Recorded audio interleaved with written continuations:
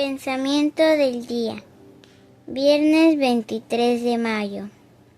Hoy quiero sonreír más.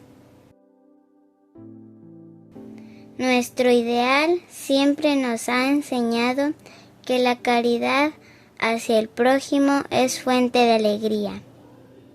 Estén siempre alegres. Tenemos que estar siempre contentos.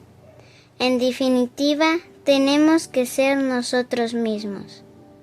Hace unos días, una persona me preguntó si la sonrisa y la alegría son un punto de nuestra regla.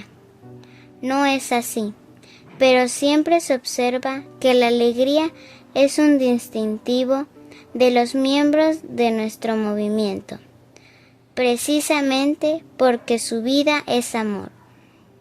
Cuanto más ardiente sea el amor, más aumentará la alegría y tendremos mucha para dar al mundo.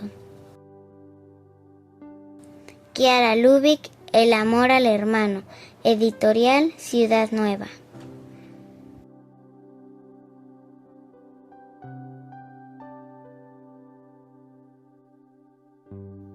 Hola, si te ha gustado este video, danos like y suscríbete al canal para recibir notificaciones. Recuerda que es libre y gratuito sin ningún compromiso. Palabra de vida, mayo de 2025. Señor, tú lo sabes todo. Tú sabes que te quiero. Evangelio de San Juan, capítulo 21, versículo 17.